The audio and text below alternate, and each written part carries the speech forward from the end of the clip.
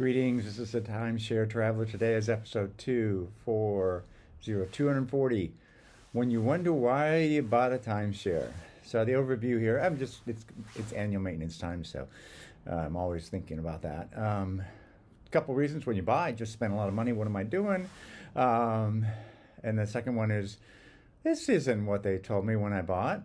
And I can't use this every year, and I want to do something different. So those are kind of the reasons that I tend to periodically go into what was I thinking when I bought my timeshare. So if you don't feel that periodically, I guess you're lucky, but I go through periodic wondering and reaffirmation of why I bought a timeshare. So I'm going to go through this in detail. Hang in there. Let me talk about I just spent a lot of money. Well, I just spent a lot of money. Here's my view. If you don't have buyer's remorse, you're not human. I've never been through a purchase of maybe groceries. I get used to it. I guess I don't have buyer's remorse over groceries, except maybe when I buy something that's not healthy for me.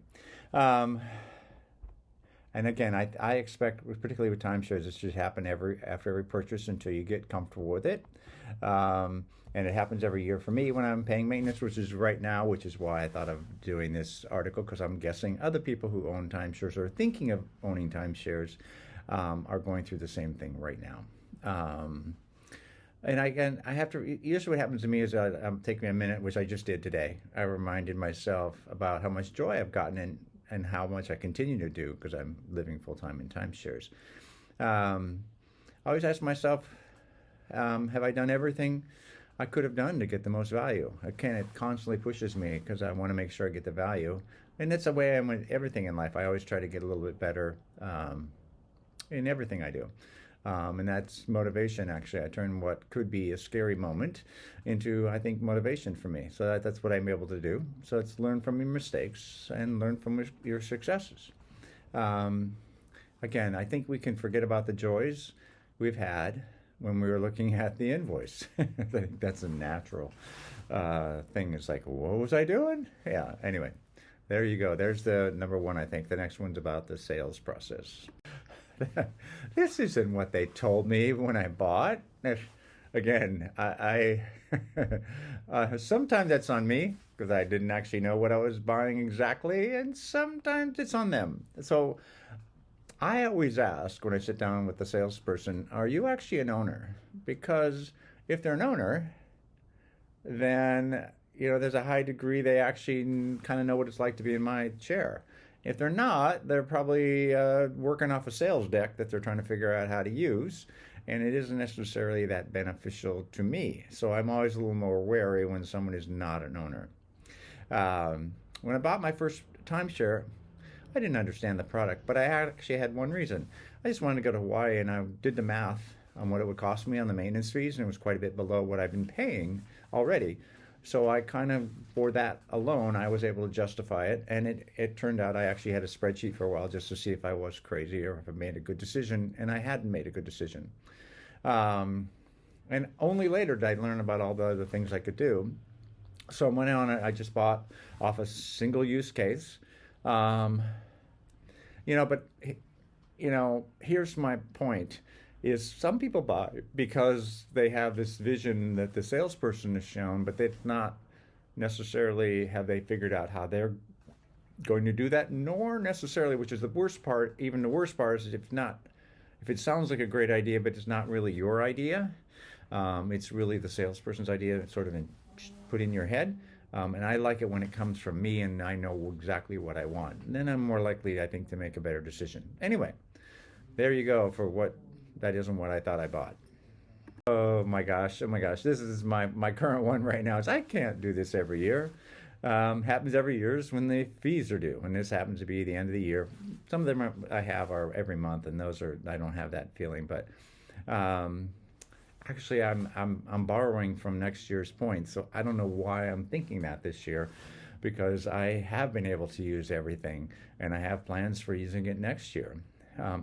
So I've borrowed, and then I realized everything I want to do next year. So once I realized, I have all these plans and things I want to do, I stop worrying. But it happens to me every year whenever the bills come due. And if it doesn't happen to you, congratulations, you're lucky. And if it does, that's probably normal.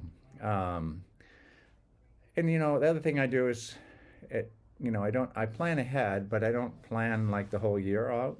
And when I get my invoice, that's when I sort of rethink it and plan my whole year out. And that actually is really helpful. I realize, oh gosh, I'll end up borrowing next year if I do everything I want to do. And then I realize, no, I'm not going to buy more. I'm going to figure out how to get more efficient and use everything. And then I feel actually good that I'm being frugal to a certain degree, because it is a luxury to own timeshares, but I'm being frugal with the luxury that I have. And the last thing, and then again, this is me personally, and it's always probably important for you to have a personal reason why you're in the timeshare ownership. I bought it because I wanted to reward myself. Otherwise, I'd be staying at Motel 6 just trying to save money. That's just who I am personally, and I didn't want to live that way, and I knew I had to manage the weaknesses of myself. So I ended up doing that, and I remind myself every year that I did that. And my last reason is, why did I buy timeshares? I want to do something different this year. I need a new adventure. This results in me focusing on how to use my timeshare in a different way. Turns out, I don't get, well, no one ever gets everything in life, and I do come up with adventures that I can't really use my timeshares for, but that doesn't mean that I don't end up using all of my timeshare points. It just means I'll do something in addition to that.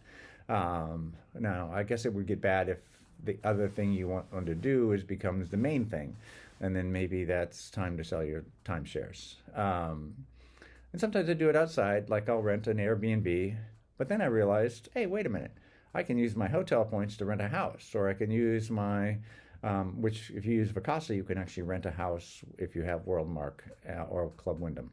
So you can actually rent houses. I don't need to use Airbnb, and there are many, many locations, so it usually works out well. And then I remember how much I love staying in timeshares. And I keep forgetting that sometimes if you get used to it, you don't realize that it's actually quite nice. And I realize how much more adventure I have than the average person. So at the end of the day, I'm like, well, wait a minute, what are you complaining about here? You want to do something more, but you're doing more than the average person anyway. So those are kind of my, every year I always wonder, why am I doing this? And that's kind of either I've come up with a story to tell myself for the year to delude myself from the reality, but I find it works for me. Anyway, hope you liked the video. Don't forget to give it a like, and don't forget to subscribe if you haven't already. Hi, this is Cliff, and I'm the Timeshare Traveler. Welcome to my channel. The purpose of my channel is to educate those who love traveling in timeshares. I've been an owner for 15 plus years at timeshare ownership. I have elite ownership with Marriott, Hilton, and WorldMark. I have published over 100 timeshare video reviews, and I've published over 95 timeshare tips. I can be found on Facebook at Timeshare Trav, at Twitter, Timeshare Trav, and on the web at www.timesharetraveler.com.